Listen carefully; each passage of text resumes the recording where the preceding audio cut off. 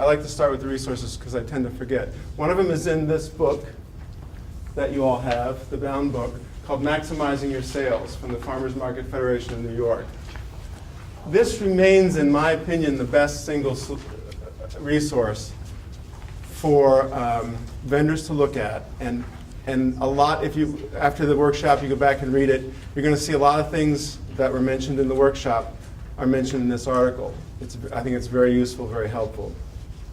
The second resource is to visit other markets and take notes, because everything you're going to see in this workshop came from you, came from vendors, came from markets.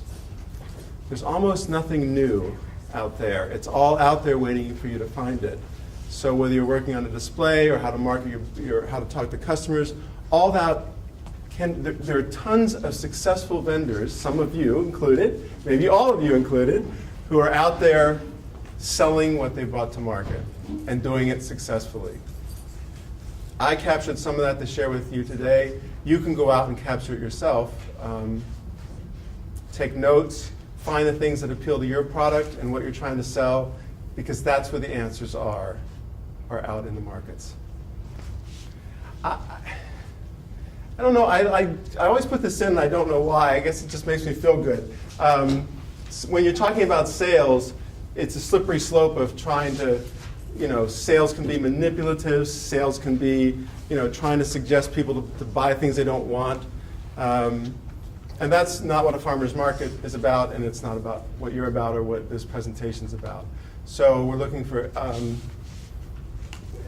matching customers up with a product that they want, need, desire, that appeals to them. It's not about tricking anybody or any sales pitching or anything like that. So you won't see any of that or hear any of that today, or not too much. How many experienced vendors do we have? I know we just asked how many vendors we have. How many experienced vendors do we have in the room? Please raise your hands. 3. Okay, so these are the people you want to talk to. Okay, 3 experienced vendors in the room. What do you want to sell, or what do you sell? Just tell what? What is it? Say something. What do you? Eggs.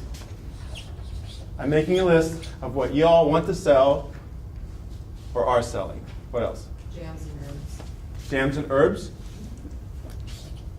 Vegetables, cut flowers. I got the cut flowers. Did you say? Vegetables. Okay. I'm going to put produce.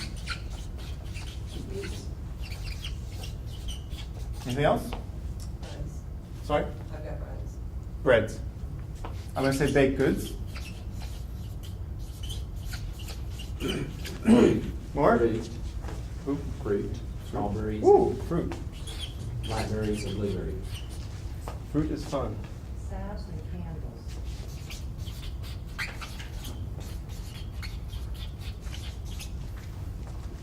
candles. So.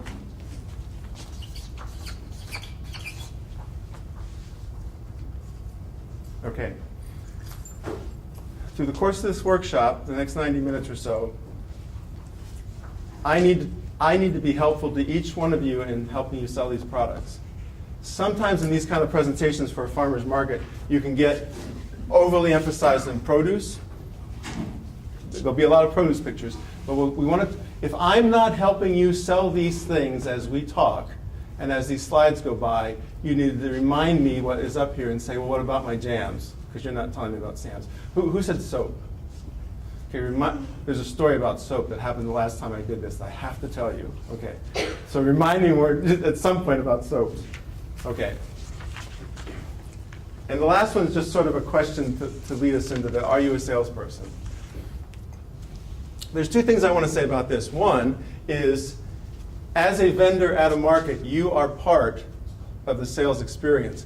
You are part of the display. Okay, this young man's part of the display there. The second thing I want to say about this is at the end of the workshop, and as you become more experienced, some of you may already be, you can come back to this slide and start to see what's wrong with it. I mean, that's not the right thing. What could be better? Okay, not what's wrong with it, because I don't think there's anything really wrong with it. But there are some things that we're going to be talking about as we go through the presentation that if we came back to this slide, you say, wait a minute, should be this, needs that, could be like this, and it'd be better. And finally, I want to say, would you buy produce from that person? I would. Now, he's not standing at market all day like that. Obviously he's posing for the picture. But friendly and authentic is part of the fabric of, I believe, and I think most people agree, of farmers markets. So that's what we're looking for in our salespeople, that they be friendly and authentic. So the goal, there can be many goals for markets. There can be goals that vendors have beyond this one. But the goal of this workshop is for you to sell more. It's not, again, it's not about community. It's not about getting closer to your food and food access. There are many other things that farmers markets have value in terms of why they exist and the value that they contribute to the community. Today we're only talking about selling more. And there's 3 ways to sell more. These are the 3 ways. The obvious way, and the way that folks tend to get preoccupied on, is to attract more customers. Now, typically, I'm a market manager. I manage the Asheville City Market. It's my job to worry about attracting more customers. But that's only one of the ways, and sometimes it's not the most important way to sell more. Go ahead, next.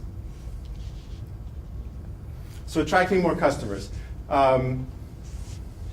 There are things that markets do, there are things that vendors can do, but actually it's typically more of a general market activity to do marketing, which is the next workshop, to attract more customers. It's the next 2 things that you deal with most. Increasing the frequency of visits. So, if this is $1 being spent by this person, and they come once a month, that's your income. Now they're coming 4 times a month. Now you make $4. So if you take your existing customers and can have them move, these are the 2 extremes, but from once a month to every week, how much are you increasing your sales? You're increasing them dramatically. And this, I shouldn't keep saying most vendors think this. I believe it is common to believe that you don't have any control over that, but you do. We're going to talk about some ways that you can get a customer standing in front of you who's handing you some money to come back next week, and come back next week, and come back next week, next. See, that was a very subtle transition. The other way that you can affect sales and your income is to take each customer and increase the amount they spend every time they stop. So if you go from $10 to, and by the way, these photos are proportionally that increase, from 10 to 15, just for dramatic effect. Just think in your head how much you sell in a week at a market. I'm going to just say $500. If you can double or half again that much, you've now dramatically increased your sales just with the customers who are coming to your booth, coming to your space. I always have to stop and think. 80% of your sales come from 20% of your customers. Have you heard that? That's like a sales thing that's supposed to be true. So you can make it more dramatic by taking control of this situation and encouraging your customers, not by pressuring them, not by selling them something they don't want, but there are ways that, and we're going to talk about them a little bit, where you can help your customers find more that they want to purchase from you at your booth. Presentation, information, and invitation. These are the 3 ingredients of selling more, according to my workshop. So let's go ahead. Presentation, color by design. So color is appealing. Agreed? I mean, to most people. Flowers and other nice colorful things are a draw. They appeal. They're attractive. They're interesting. And they're an ingredient in selling more. Now, you can walk through a farmer's market where no one has been paying any attention to color, none of the vendors, and it's very colorful. But you as a vendor can turn it up a little bit by doing color by design, and that's what these images represent. These are actually not too different. It's hard for you to see the color. Can you see it? It's like it's been matched. I love that. This is one display, and it's not just been set this way by color. It's also by angle and look It's just aesthetically pleasing to me. Orange carrots on a green checkered background. It's not some of this just happens. You can have a basket of white and you can have a basket of purple, but if you put them together, all of a sudden it becomes even more attractive. So again, keep in mind that you need to be, translating this into your own world, your own product base, so that it makes sense for you. And asking me questions about, well, wait a minute, what are you saying there? Because what am I going to do to mix up the color of my baked goods? That kind of thing. Last thing on this, so this arts and crafts vendor here, the colors that are draped behind those pieces of craft, that's not accidental. They intentionally created a visual effect like a painting, perhaps, to draw folks in. Sometimes you can't put your product out there. It's in the cooler. That's one of the biggest reasons. So you have to have stand-ins. Now that we're in presentation, we talked a little about color. Now I'm talking about stand-ins. So this vendor now has pork. What did they have before they had pork? No sign. What do they have? Chicken, and maybe eggs.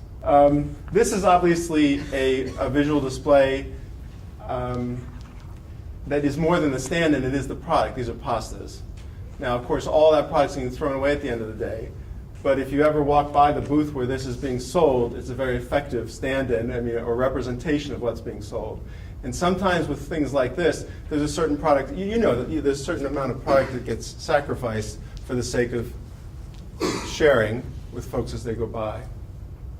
Signs like this, these tall chalkboard signs, I see more and more of those, with or without a dog. So stand-ins, things that you have to do. So, let's see, what do we got? Meats, you'd have to have a stand-in for meats. Baked goods can be, who has baked goods? Yours are out there, yeah. Eggs can be out there, so there's not a lot of you having trouble. Not a lot of those products suggest that you need stand-ins, but you can even do things that are helpful, like for the meats, photo albums, pictures posted of the animals back at the farm, whether the chickens, cows, whatever, or steer, or goats, whatever they are. Again, stand-ins. Okay. It may be that the most significant, impactful aspect of presentation is abundance at a farmer's market. Whether it's across the table, back to bins, tubs of apples, the eggs. Now, I understand that the eggs you have to be temperature sensitive, so that doesn't always work. The market where this photograph was taken, that's across the 6-foot table, like that. Now, it's hard. It may be hard in this lighting. How high is this display? Can you see? If I'm standing behind this display, where does it come? Shoulder, or maybe to my nose. So, okay, I gotta get this saying right. Somebody shared this with me the other workshop I did. Stack it high and watch it fly. So height, this is as you read about marketing and promotions and how to sell more, height is almost always there to go high.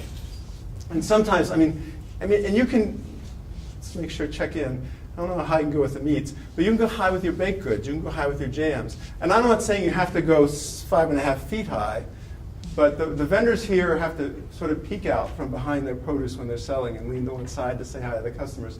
It's a very dramatic effect, that level of abundance. Less can be more. Abundance can be, in some ways, an impression more than a reality. Here is an abundance of squash. And now this vendor, apparently, by choice, or just based on what they have, mixed these things together in a basket that's overflowing. Now, there's not a lot there. There's not a lot of product right there, but it sure looks like a lot of product. It doesn't look like the last one. It looks like there's tons of that good stuff waiting for someone to come up and purchase. Same here. The size of the container, I think this applies, I keep feeling a little self-conscious about this over here, but I'm going to let you guys yell at me if I'm not covering that. The size, because this is obviously a produce example, but the size of these containers affect the visual appeal and the feeling of abundance or the lack of it. So obviously there's one picture on here that's lacking. Because this, on this slide over here, ask yourself, and this is one of the reasons when you go out and look at vendors in other markets, go as a customer too, not just as a vendor. When you walk up to one of these three things, what is most appealing to you? What feels like, oh, there's lots of that stuff, it must be really good. This needs to be restocked. If you are vending and you walk out in front of your booth and you see what appears to be a loss of abundance or a lack of abundance, you're not doing yourself any favors in terms of attracting customers. One second. Let's go ahead and do the next one to see where I'm at. There are two options when you go to work. They're in this example. You go to market, you set up, you sell, and you pack up. Don't raise your hands. Do you do that? Don't raise your hands. You go to market, you set up, you sell, you pack up. Okay, or option two, you set up, you sell, you restock, you reset, you sell, you rearrange, you restock, you reset, and you repeat. There's more to this than there's something else about this. Don't let me forget, there's something else about this. This ensures that whatever quality your display had at the beginning of market, it maintains throughout. Whether it's abundance, the mix of color, I shouldn't say sampling, we're not there yet.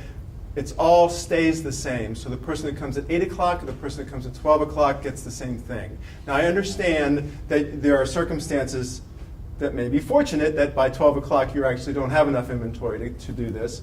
But if you have it, it needs to be refreshed regularly through market. And the last thing I want to tell you about this, remember I said at the beginning that the vendor is part of the display. Now, I can walk through markets I've worked at and visited and count, and I lose fingers and toes counting how many vendors are waiting. Do you wait? Sort of sitting back there, not necessarily sitting, but maybe leaning against the truck or the tailgate, waiting, because they don't want to be pushy. I understand that. I would do that. I'd feel like I need to just hang back, let people come to me with their questions. We'll talk about sunglasses in a little bit. But they're sort of hanging back. And then you walk by other vendors, and for some reason they seem like they're always busy. They're coming over here, they're fluffing that up, they're going over here, rearranging, they're checking their inventory, they're talking to customers. And the truth is, as a customer walking by a booth, which is more attractive to the customer? The vendor that's being busy.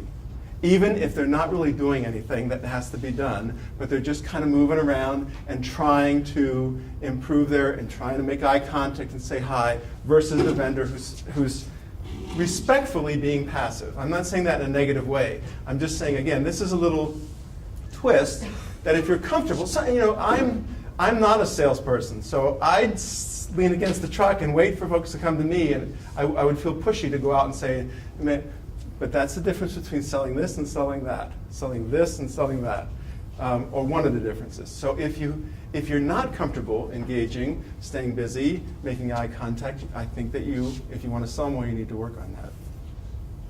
Time well spent. Yes. This is another display of some product that needs some time well spent on it. Otherwise, it's going to diminish in the impact that it has as folks walk by. Yes. Be creative.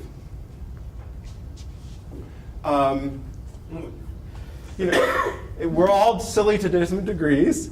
Silliness is not a bad thing. Somebody walks by and it's cute and it tastes good too. It's like, okay. Cracker addict, what does he sell? Crackers. This is my favorite because if I was shopping, I tend to use myself as an example, maybe too much, but if I were shopping and looking for some houseplants, I would go to that sign and make sure that I checked out what she has for sale. It's a sense of humor, but it's also a mechanism to, because there's a lot of people out there who would be interested in that. So it's another way of bringing folks to the table to engage them in a discussion of what might appeal to them or what they might want to purchase. I don't know whether you can see this. This is another hard to display item. This is shrimp. And I know that vendor from our market a few years ago. And I don't recommend that you all go out and buy a Harley and make it part of your display, but he did. I mean, he wanted a Harley anyway, but anyway, he got one. And then he got this neat little rig. Can you see it? This the little rig with the umbrella in the back. And this is just about being creative.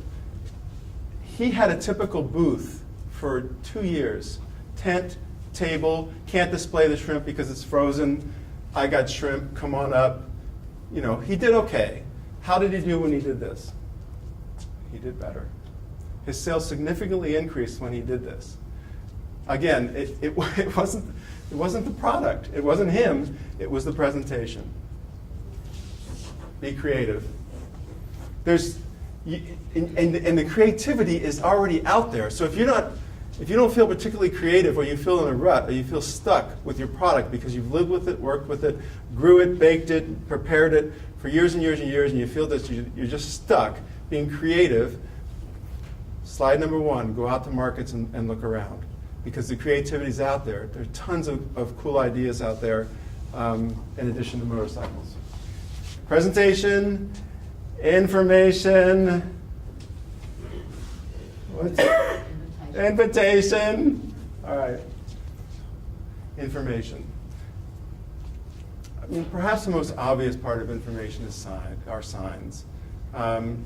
This particular vendor's signs are almost as appealing as the product. She's put a lot of effort into labeling all of her plants. It may be difficult to see, but these labels are in different colors. They offer information beyond just the basic or the minimum, which is required. What's the minimum required on any sign? Name and price. Yes, thank you. Name and price. But she's got some extra stuff in here. So this more information, sign and label information, is good. Now, there could be situations, I mean, if there's any situation where there's too much information, this might begin to look like it, but I don't think so. I think the way it lends itself to her display and her presentation and what she's selling to go ahead and do this much information. And even though someone isn't going to stop and read every sign, something might catch their eye, and then they can begin to be drawn into the booth and drawn into a potential purchase by reading this information. Some signs are, and labels, signs and labels, can be done professionally, where they're printed and they're very pretty and they're very professional. Some can be handwritten. There's no reason that they have to be one or the other. They're conveying information. And I'm not telling you that all of your signs have to be pre-printed, covered over with plastic and changed every week and made all precise and pretty. They can be handwritten, but they have to be here. Here's some signage that's not really price. It's Appalachian grown twist tags that have been put around them. More information to the customer is better.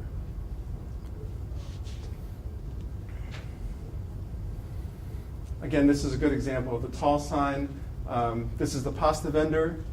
And she has on either side of her booth, the pasta's on display that you saw earlier is on display on this table, but right now you can't see it. So if you're a shopper walking by, you won't be able to be attracted to those examples of pasta that are sitting on the dish in the center. So she has these large signs that indicate what is for sale. They're done in chalk, and as you see, when something sells out, she walks out and crosses it off, which is in itself kind of an interesting little attractiveness. Uh-oh, wait a minute.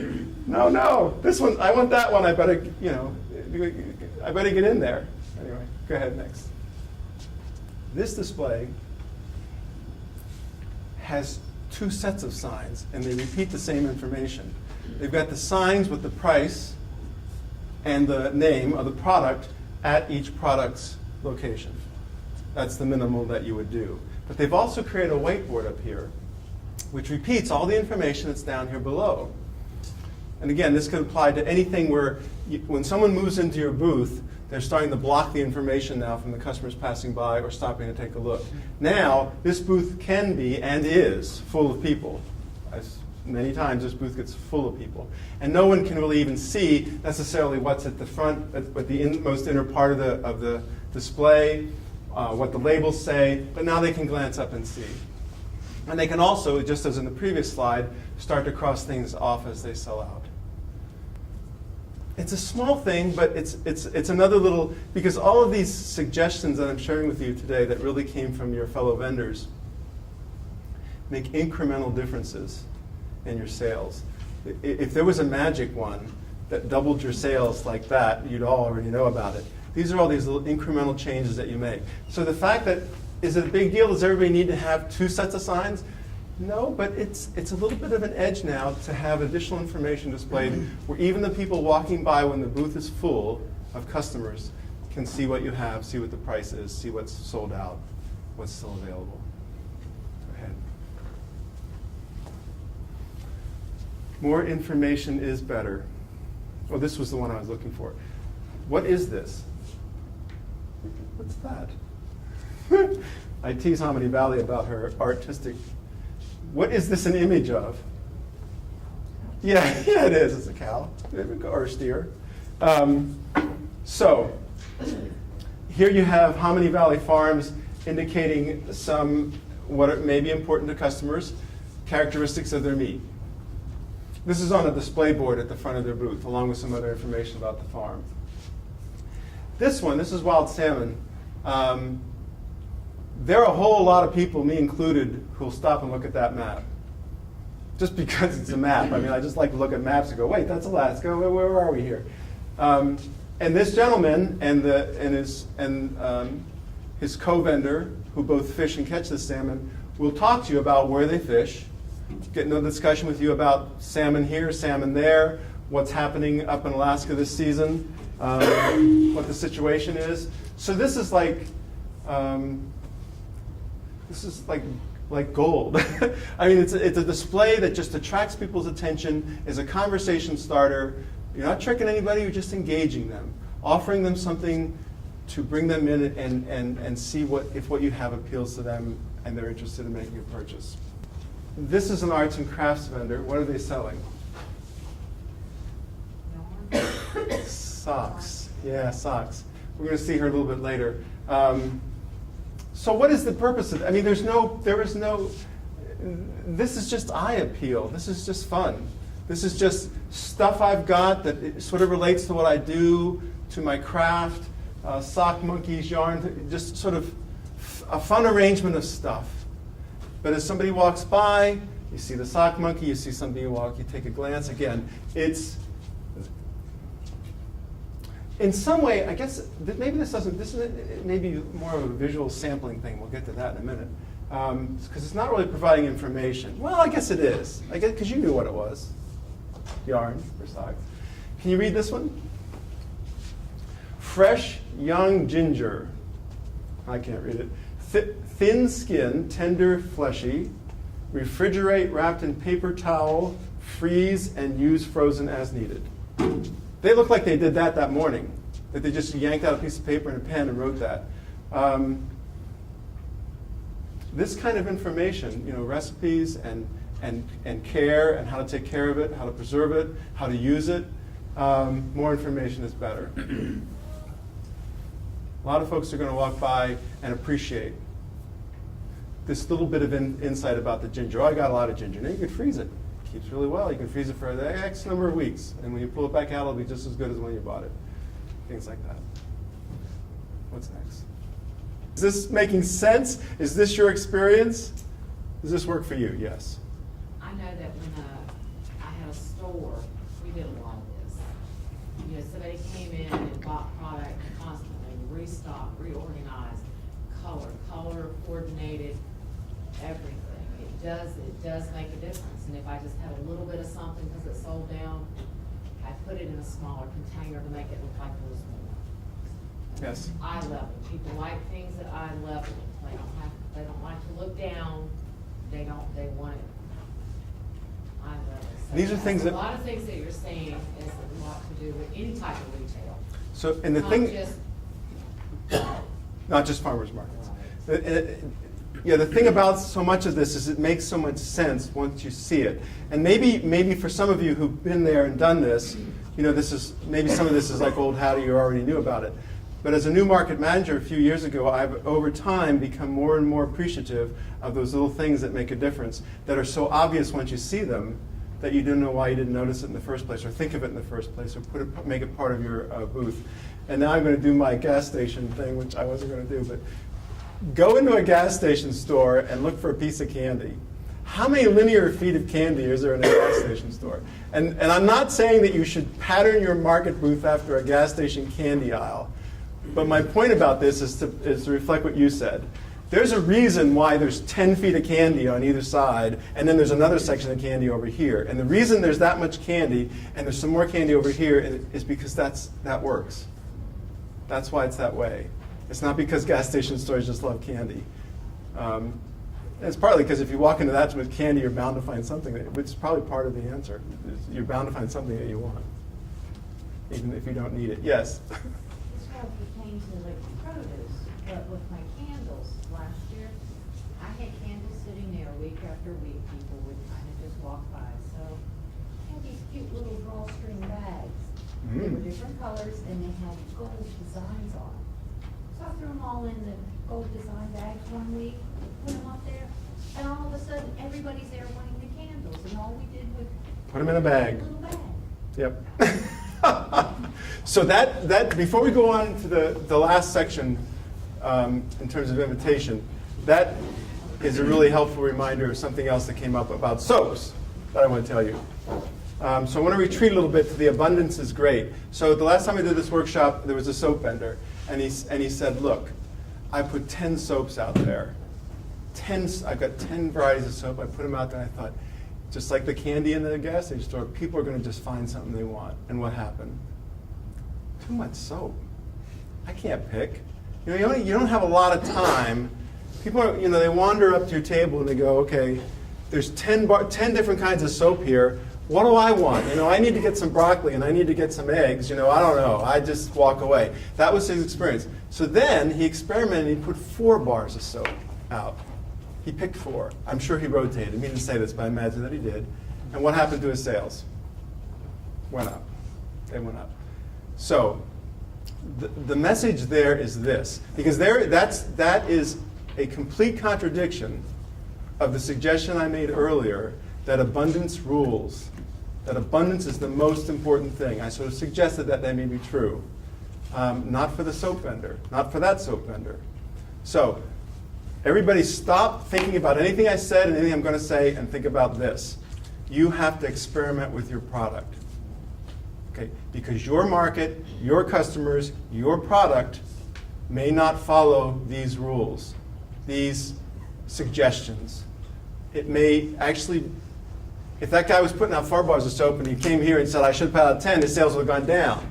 So you need to experiment. The experienced vendors in the room, and I'm not going to call you out, do you track your sales? Sure. Do you track what sells? Sure. Do you track if you put it over here, or put it over there, put it in the front of the booth, put it in the back of the booth, put it in a bag, or leave it in a bulk? What sells better? I'm not saying you do this all in 1 week, but over time, as important as going out and looking at other vendors and seeing what they're doing, the next most important thing is experimenting with your product and trying it in different ways. Because if it's static and you're only doing it one way, you don't know what you're missing. You don't know what appeal net you're missing from the customers going by. And that's a perfect example of putting the candles in a bag. Same candles, can't even see them now, they're in a bag, and boom, there they go. The sampling work? Yes. Yes. Study after study shows that sampling works. If you sample your product, you'll improve your sales. Now I understand if it's a frozen chicken, well, I was trying to think of a better example. Actually, frozen chicken is not a good example because you can sample the chicken. You can cut it up and put it in a pan and start frying it up and sample it that way. But sampling, studies show that sampling improves sales. This is the classic view of sampling. You get to put it in your mouth. You get to put the toothpick in the honey and taste it. Have a slice of produce, a piece of cheese, a taste of bread. That's the classic, that is what everybody thinks about, what I think about when I think about sampling. I think about putting it in my mouth and seeing how it tastes. But there are other kinds of sampling. There's, is the video going to pick me up? I should refer to the video, I'm sorry. The sense of smell can be used to sample. I mean, this, this is actually trout that's been fried up, so you're smelling that. I mean, you get to taste it, but before you get to taste it, you get to go, what is that I smell? You know, you wander over because they're frying that up there, and that aroma is coming out into the market space. There's taste, there's smell, and there's visual sampling. This is one of my favorite slides, a ear of corn. You're not tasting it, you're not smelling it, you're just seeing it. But everybody, maybe it's just me, doesn't everybody come up and want to look at every one of them before they stick it in the, wait a minute, has this one got something I don't want? They peel it back to see if it's got all those nice kernels. So why not just I mean, this is, grocery stores do this. Peel it back and show people. And then they go, oh, look at that. I bet you they all look like that. Visual sampling. Well, they probably all do look like that. So sampling is not simply tasting. You can use the senses. You can use any senses. I haven't come up with a sound sampling yet. I'm sure there's one out there. You should think about that and let me know if you think of something. Yeah, there are some out there where you could use sound as a sample. We do have, that reminds me, we do have a jeweler who brings this little anvil and will start pounding on his silver and working it right there. So there you go. There's also sound sampling, or at least it's attention getting if it's not sampling. Okay, next. Demos. This is the woman with the socks, and she has some sort of old antique-ish sort of sock maker. I don't even know what it's called. Maybe it's called a sock maker. And as she's in her booth, because she doesn't want to just sit there and stare at people walking by, she'll start doing some socks and people will go by and go, what are you doing? I'm making these socks that you see hanging all around the tent right now. Simple recipes can be done. Again, we're talking about sampling now, not prepared foods. Plant care, we just had our plant day at the market, and one of the demos was that the live starts and the tree vendors and the nurseries and all would do some little demo in front of their booth. You know, how to repot a tree, how to prune a Japanese maple without making it look awful when you're done. Demos, yes. Okay, multiple choice. Which of these is the best way to address someone if you're a cheese vendor? A, B, or C? You don't want to ask because they can say no. If you say, would you like to try some cheese, there's a good chance they're going to say no. Right? So if they don't want to try the cheese, they don't want to try the cheese. They're not going to try the cheese. But you don't want to start off on giving them the option of an easy no. Now, that sounds like pressure. Sorry, I take that one back. You want to frame it in such a way where you keep the conversation, keep the interaction alive as long as you can, hoping that that person actually would like to taste your cheese and would be interested in purchasing them. Have you tasted our cheese? Yes, no. Those aren't good. It's the last one. I credit Three Graces Farm for this. Every day, every market, have some cheese. It's just, you're walking by, have some cheese. Now, that's an invitation that doesn't require an answer. I mean, if they don't want the cheese, they're going to walk away. But the third approach, the sales, what I'm referring to as sales speech, have some cheese, has the likeliest chance of actually getting someone to come over and taste the cheese who's borderline. Those that don't want to will walk on. Those who are going to taste it anyway, good for you. But this is the one that will get the borderline people to actually pause and not be able to politely say, no, thank you, I just brushed my teeth, and walk away, which is more common than you might think. Next one. Anything else? So that's like, why wouldn't you say that? Of course you'd say that. I would say that. Can I get you anything else? Not the best answer. Not the best way to end up. You're doing a transaction. They're buying a candle. They're buying some bread. They're buying some produce. They're buying some meat. Can I get you anything else? You probably hear that more than anything else out in the world because it makes sense. It's polite. Why wouldn't you say it? What else can I help you with? Now begins to cheat that interaction a little bit towards, because maybe you want to buy something else. Maybe you want to go from a $10 a purchase customer to a $15 purchase customer. Remember going back there how we're trying to increase sales? This is one of the ways that you can engage folks to move them from I spend $10 with you every week to I spend 15 or 20 or 25 with you every week. What else can I help you with? Have you noticed? Look over here, this ginger we just got. I have a new scent of candle. I'm trying a new bread. This is my new bread. Would you like to sample it? What else can I help you with? Followed immediately by, here's what you might be interested in. There's Old Turtle Farm does this. Eileen does it with every customer. And go to the Asheville City Market or wherever Old Turtle is and watch what happens. I haven't done a special survey on this or account, but I guarantee you that this response that she gives, this engagement that she does with her customers, leads to additional sales. Because now she's pointing out stuff. And the nice thing is as you start to know your customers a little bit, you can start to, if you can, I don't know that I could do this, but sort of file away a little bit. Oh, that's right. I remember that this person really likes this. Did you see we just had this? There's only a few left. It's right over here. Maybe you didn't notice. It's not, I said, it's not pressure. It's service. It's a service that has a payoff for you as well, and for the customer, because they will just, if they buy something, that means that it did appeal to them. It was something that they were interested in. They just weren't paying attention. So you're really just directing attention to places to items or other options that can increase your sales from here to there on one customer. I mean, obviously, any of these is a good greeting, but one of them has to be there. If you want to keep that customer from going, you're too busy, I'm going down the aisle now. I'll be right with you. You're doing a transaction, you're talking to somebody, you say, I'll be right with you. Only a second. You have to say something. Hello, whatever you want to say. What's the best? The best, if your memory is better than mine, is to say hi. Hi, Jess. Nice to see you today. This relates also to the fabric of our farmers markets and the sense of community, connectedness to your local foods, your local products, your local producers.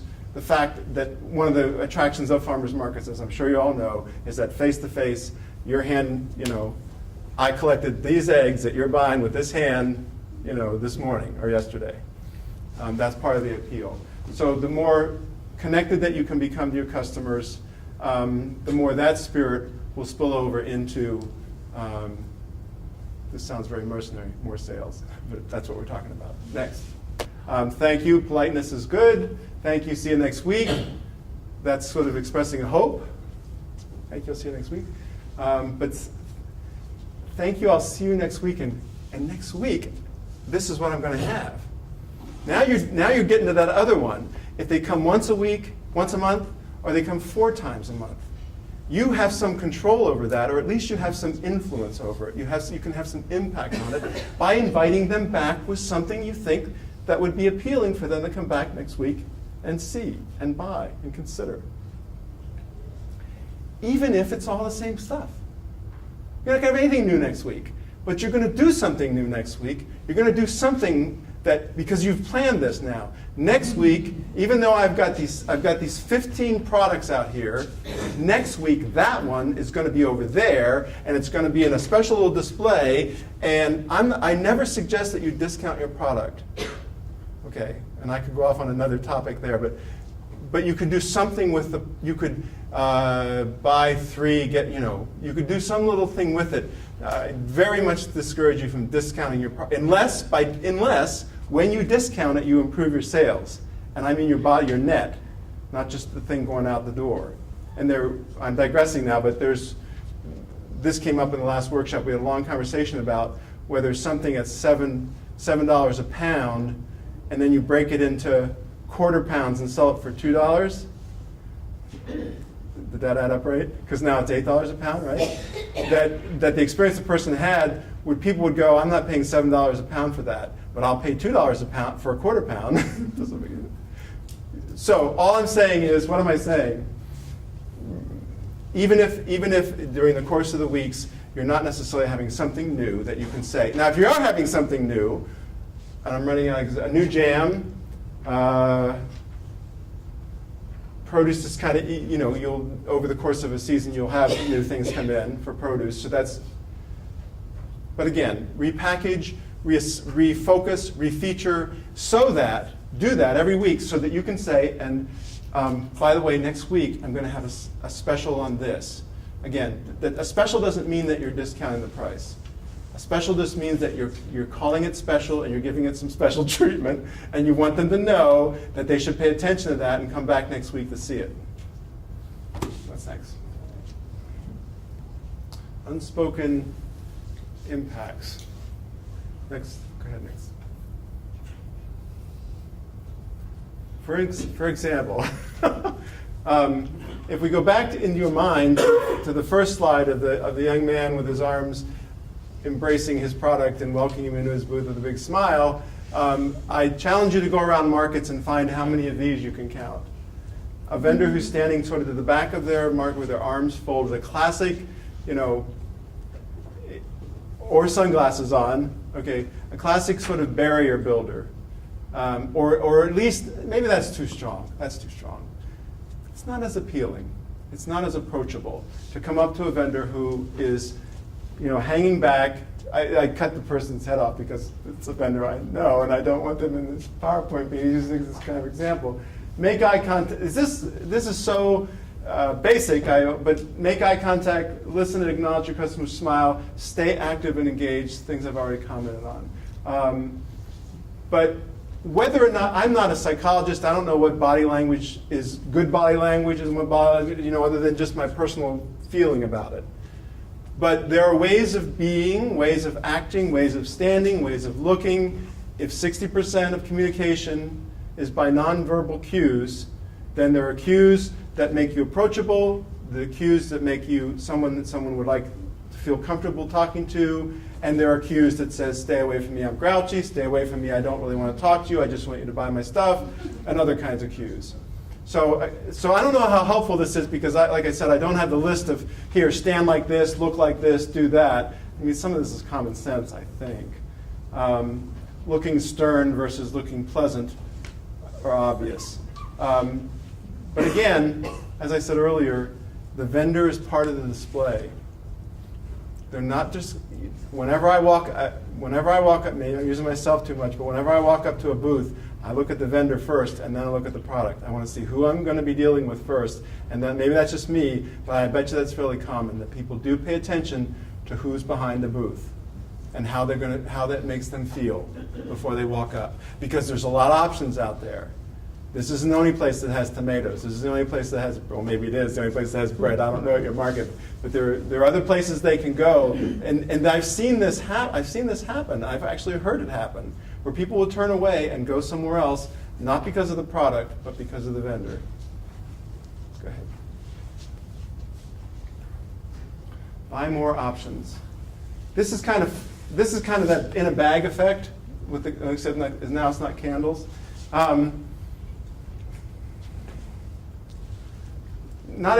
This doesn't, well, I was going to say this doesn't apply to everyone, but maybe you could tweak it and figure out how it applies. Options on how to buy. There's a whole box. Buy a whole box of sweet potatoes, $30. And I bet you there has to be sweet potatoes on sale by the pound. There might be even some prepackaged sweet potatoes by the bag. I like this one. This empty box. Pick the chocolate and fill it out. Fill it up. You don't usually buy one, buy 6. And here's your box. And it's, again, I have a feeling that this is cheaper than buying them each individually, but I bet you this is not discounted to the point where the vendor's now losing profit on that. They're still doing okay, even though they've reduced the price to increase the number of pieces that are going in the box. We had 2 vendors. We have 2 vendors, but early on we had one Apple vendor. And the way the Apple vendor sold apples was, which one do you want, and how many pounds do you want? So I'd like some of these over here. The vendor would pull it, weigh it, put it in the bag, and give it to the person. And that remained unchanged until the second Apple vendor came. And the second Apple vendor had these big metal tubs of each variety of apple spread out around their vendor space, and hands you the bag, a peck, a hat, whatever size it was, and says, here, fill your bag with apples. And the first vendor switched to that method. Why? Because this vendor was selling more that way. And the thing that tickles me about this is I've seen this happen over and over again. Say this apple's not in the bag, the vendor will go, no, there's more room in there, put that other apple in there. And now they're getting a gift. It's like the customer's just feeling like worm all over because you're making, they're not trying to keep the, just to the very top. No, put another apple in there. And this also leads, this option thing, I sort of suggested it with the sweet potatoes. You can't give options that keeps everybody happy. You can't give like 10 choices because you've got 10 people who say, I want it this way, I want it this way. But you can spread it out a little bit. So you have the folks who come up who would find this appealing. I assume that this is a price that beats the price per pound. You will also have, now this may not be true at your markets, it's true at the Asheville City Market. You'll have customers who come up who don't even know what a pound of something looks like. They go, I got a pound of beans. I don't know how to get a pound of beans. I'm one of them. Okay, I'm a farmer's market man. You think I'd know better. What's a pound? Whatever it is. There's a pound of these. I don't know how much is a pound. It's $7 a pound, but I don't know what a pound looks like. Oh, here's these little containers. Like, oh, I can take that home. That's enough for me. Me and my wife, we can have that for a meal, a little left, whatever. Price isn't the only thing that determines how well something sells. Convenience is also very important. So that's, some people want bulk. Maybe they have a big family. They're on a budget. They're trying to buy something at the most affordable price that they can. Some people, not that they don't care about money or cost, but they're more drawn. The trade-off for them is I'd rather have the convenience of having packaged up. Their salad mix. I just want to buy that. It's like, okay, yeah. I know exactly what that is. It's $4, and I know exactly how that's going to fit as I'm cutting it up on the cutting board to put it in a salad. So options. Toy with your product. Okay, I have to say this about soap. I just looked over here and I saw soap. We have a soap vendor who cuts the bars of soap into little bitty bits as a sample and hands it out. It's just crazy how many people will take that soap. It's this little piece of soap, and they go, here, have a piece of soap. And say, oh, okay. And they put it in their pocket. It doesn't melt. It doesn't, go bad. Anyway, that goes back to some slides a little bit before on sampling.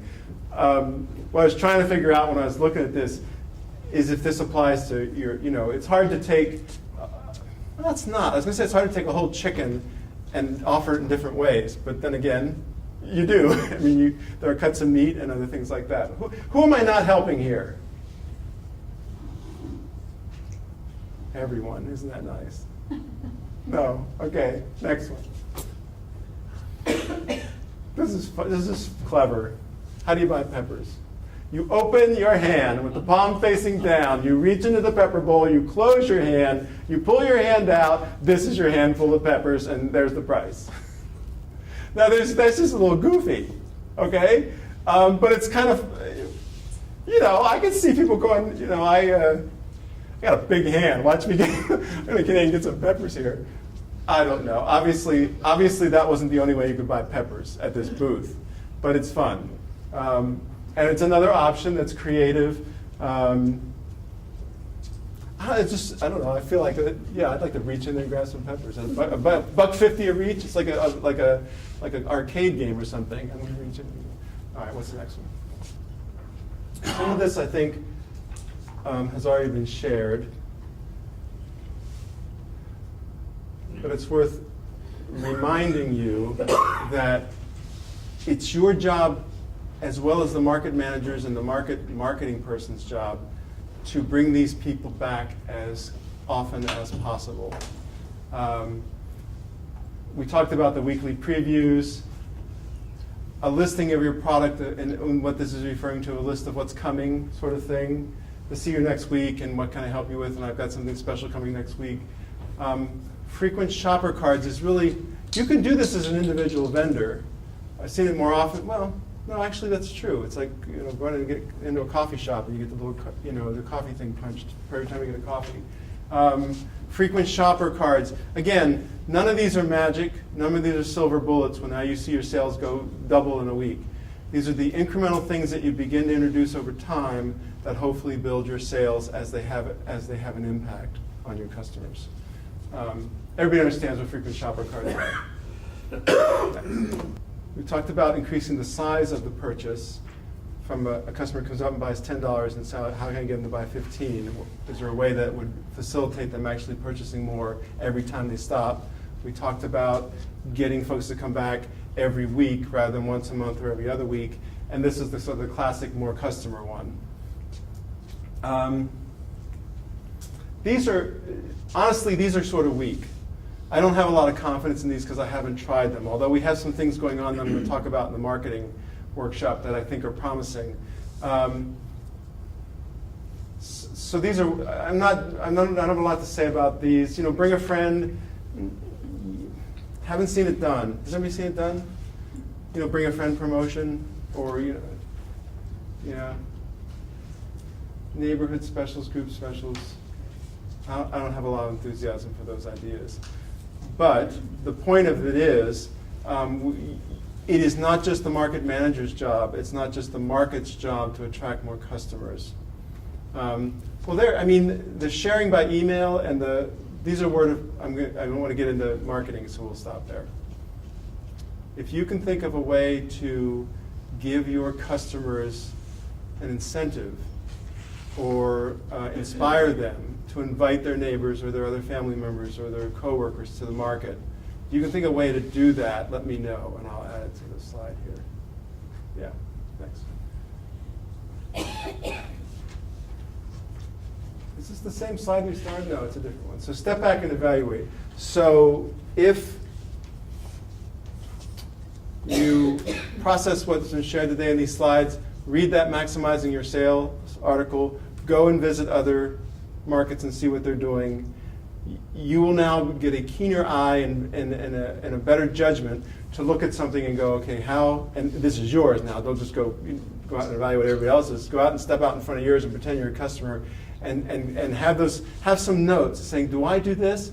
And stand out in front of your own booth and try to step back and evaluate what you're doing and see where you can start making these changes. Not all at once. Where everybody's too busy and there's too much going on. You work too hard. You got too many hours, too few hours in the day to take these things on all at once. Just pick one that you thought was particularly fun or helpful, or you thought, I bet you that will make a difference. And then each week or each month or each season or each year, start to fold these into what you're trying to do, so that the opportunity for incremental increases in your sales will build over time. I think we're getting close to this. This is a fun picture. This is our indoor market this winter. There's the apple vendor with all the tubs of apples. This is like art. This is a baker, viewed from above. I like that. Here's someone who's isn't even set up. He just bought his greens and opened the cooler. So there's all kinds of things going on. Cheese sampling. That must be the plant vendor with the. I think this is meats down here. No, that's the coffee vendor. I can't see it. Anyway, Visit Markets takes notes. What's next? See you next week. You're sold out. This is Mike. Can you see his face? You can't because it's not dark enough. Can you see the smug little look on his face? This is Pete. Pete's got his sign. He uses an umbrella, which also makes him different than the other vendors. It's kind of fun. He's got his little tubs sitting out with his produce and everything in it. He's a very sweet person, very approachable, and more of everything next week. He's inviting you back because he's sold out. Made possible with funding from the North Carolina Community Transformation Grant Project and Centers for Disease Control and Prevention.